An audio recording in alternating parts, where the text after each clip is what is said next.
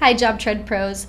Your job costing settings in JobTread now give you the option to archive or delete any of your units of measurement, your cost types, or your cost codes. Now this is especially helpful for those of you who are choosing to adjust maybe their cost types or cost codes or need to clean up the system. So let's take a look.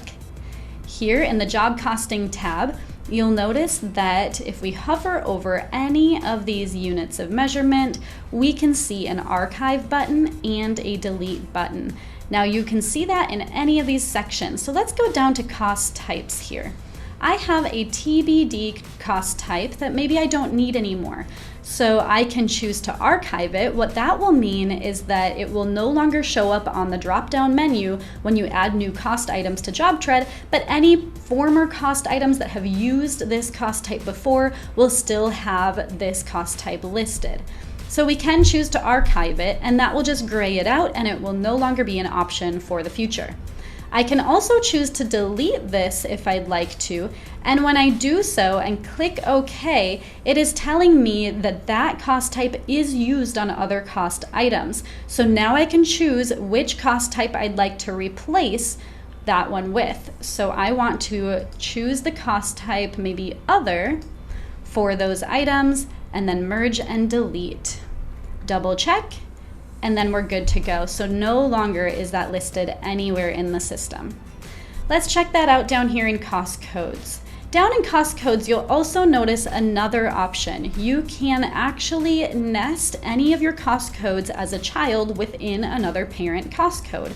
So if we scroll down, we're going to see that happening right here. So in waste disposal, we wanted to nest the mobilization cost code within there.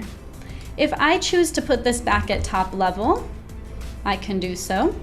And then it becomes a top level parent cost code. But I can, of course, always put it back in and nest it again underneath that waste disposal. Here we go.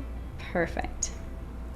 Now I'll click save, and you'll see that it now becomes a child of the parent cost code. Now again, with cost codes, you can also archive and delete. So if I archive party supplies, what that will do is it is just going to remove it from the options whenever I create new cost items, or if I go back and I want to change a cost item, it's going to remove it from that list. But then of course I can delete, and once I do so, it will give me the option to merge in another cost code for any items that had used this one. Now, if you don't see this pop-up come up, it means that that cost code or cost type was not used on another item, and so you don't really need to merge them. Well, if you have any questions, contact your customer success manager or email support@jobtread.com. Thank you.